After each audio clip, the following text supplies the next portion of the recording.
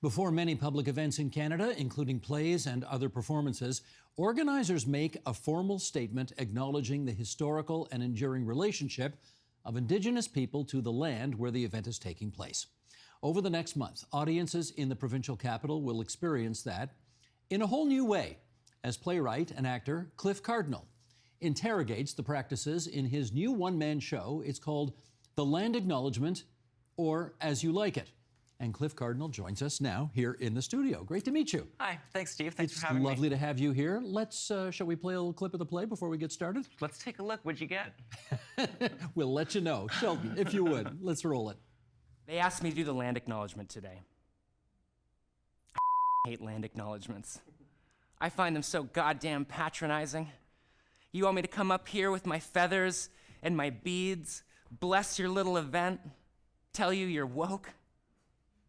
So I said I'd be delighted. What do these land acknowledgements accomplish, aside from making white people feel good about themselves? I am going to convince you to give your land back to the Indigenous. I swear to God. You are, first of all, very funny. Second of all, you're saying something that a lot of people obviously think right now needs to be said. So let's get into this. What's the backstory behind how this developed? We sold tickets to William Shakespeare's As You Like It at Crow's Theatre, and we opened on the Day of Reconciliation. We were the only theatre open after the pandemic. And I come out and do the land acknowledgement. And because it's the Day of Truth of Reconciliation, the land acknowledgement goes on a little long. But I go on, and I go on, and I go on for 85 minutes. And at the end of the show, you don't get to see the show that you paid for. You've done a little bait and switch with people there. We did, absolutely. And everyone was thrilled. But you've got it. Now, that was the version that was. You've done a new version now that is just, that's out there. You're not trying to fool anyone. That's right. We're not trying to fool anyone. It's the pure the land acknowledgement. We're at the CAA Theatre this month.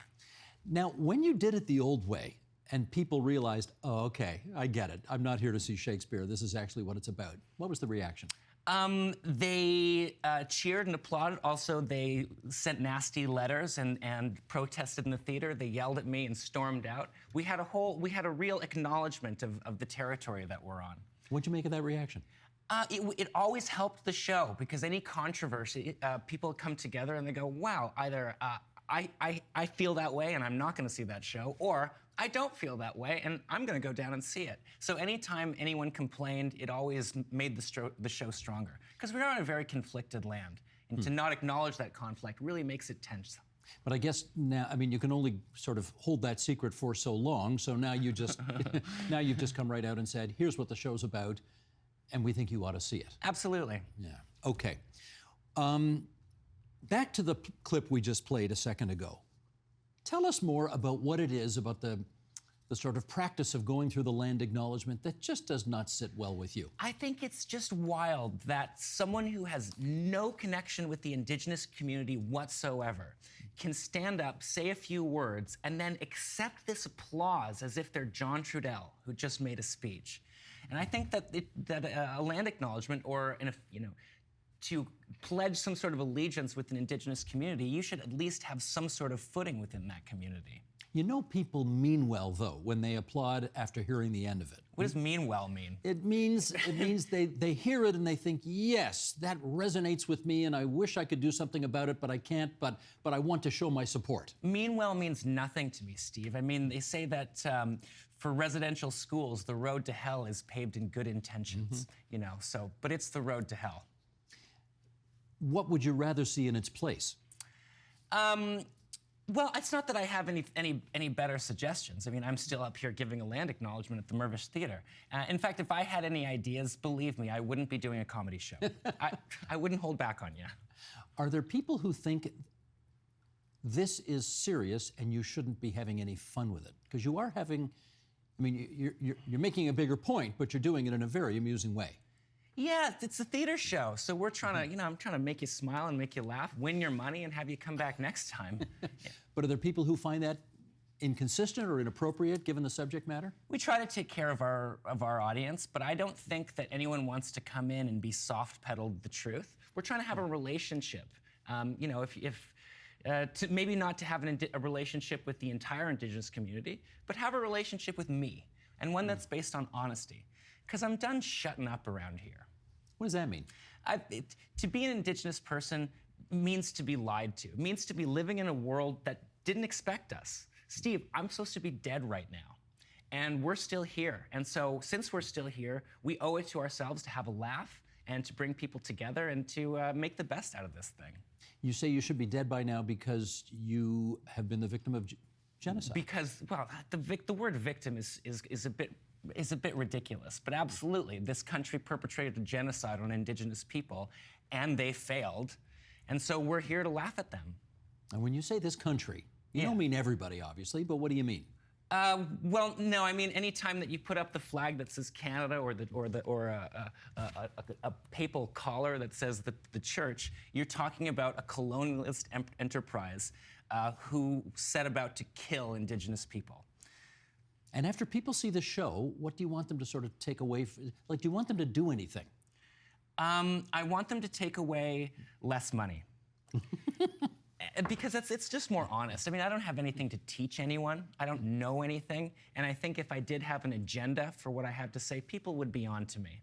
And so I think the best thing that we can do is to come together and have a good time and have a show. And maybe we get shifted in how we feel, and maybe not. But in the end, I'm still an ATM for my family. But is there... You're funny, Cliff. I got to say, you're good. You're good. Good, thanks. I'm really nervous.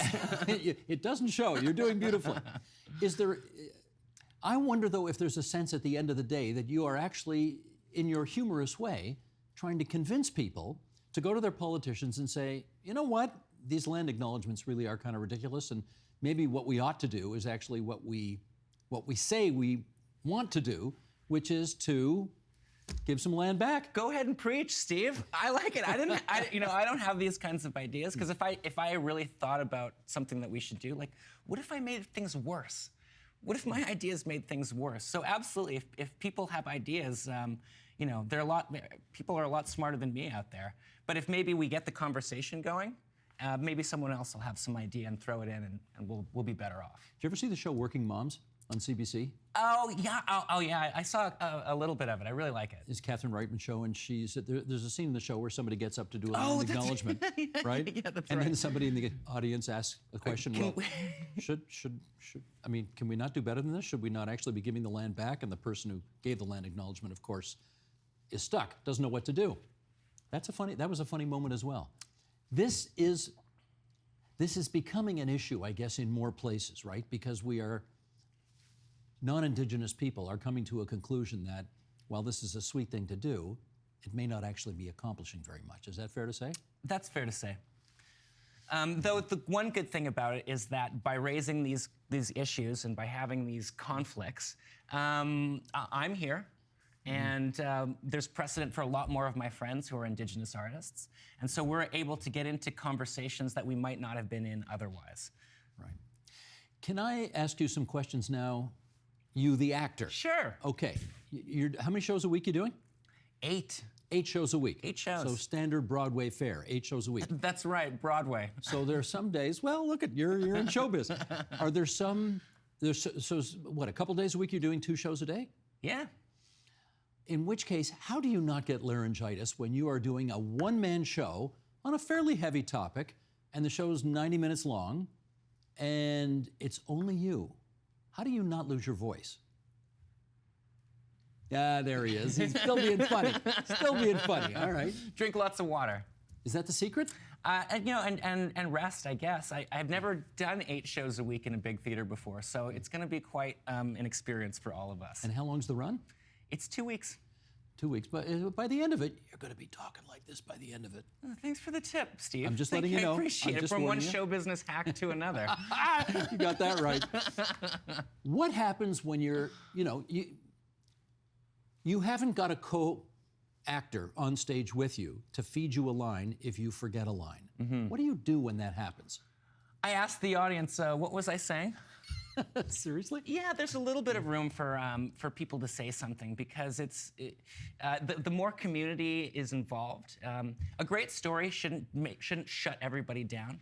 A great story should make you go, oh, that reminds me of a story I have to tell you. So it should be a dialogue. Even if the other person is silent, I should be able to reach out and get a hold of what we were talking about. Have you been heckled during a show? Oh my gosh, have I been heckled? What comedian hasn't been heckled? So what do you do when that happens? In this show, one thing that's good about it is that when I'm getting heckled about these issues, the rest of the audience sees the point of this show. That's why we're doing this. And so they have to choose sides about whether or not they're going to be on the side of the rich guy who doesn't like what he's seeing, or the person who's on stage who's trying to give a show. And generally, they go with me. But if you go onto the Edmonton subreddit or certain reviews, not everybody is on my side about this. And do you get, if somebody tries to get hostile with you, obviously two approaches. One is to try to kill them with kindness, and the other is to... Kill them with not kindness? Exactly. Go blazing. And what do you do? Well, every situation has a different occurrence. But I have found that, like you said, not everyone is personally responsible for the genocide. I understand that Canadians didn't kill the previous owners of their homes. But I do feel that many people feel unacknowledged. Many people live in this country who would like to be acknowledged. And so if someone is in the audience and they need to be acknowledged, we will acknowledge them.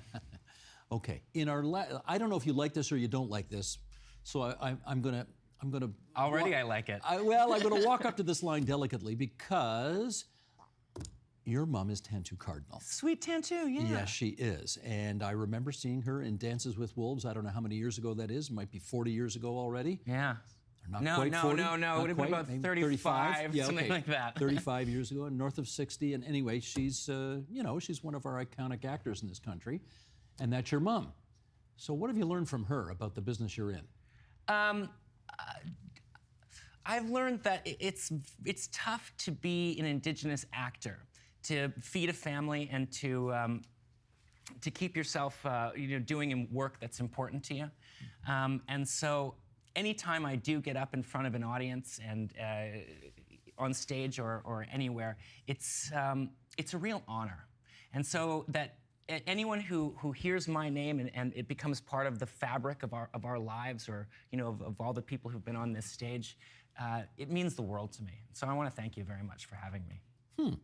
Was it inevitable that you would follow in her footsteps, if I can put it that way? Oh no, I just left the house as soon as I could reach the doorknob. But I dropped out of high school when I was 15, and I walked into the back of this bar. And there was this theater company who was doing Canadian history plays. And the director, after a few days, he kind of noticed me there. And he comes over and says, if you're asked to do anything, best to do it. Otherwise, stay out of the way. So my 10th grade year was just spent listening to actors perform comedy. And now, it was designed for me to be there. My mom told me which bar to go into. So that's there were a lot of artists around me. That was the benefit of that. Do you go to her for advice still?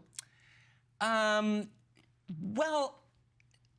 I don't listen to any advice, and neither did she. So I think we're similar in that respect too. You've got it. You've got a great sense of humor, which is why this play is going to do well, because you've got a great. It's an important message, but you handle it in such a good and funny way. Oh, thank you, It's very Steve. engaging. Thank you very much. That's Cliff Cardinal, who's the writer and star of The Land Acknowledgement, or As You Like It. Cliff, thanks for joining us Thank here you, at Steve. TVO. All right, thanks. The Agenda with Steve Paikin is made possible through generous philanthropic contributions from viewers like you. Thank you for supporting TVO's journalism.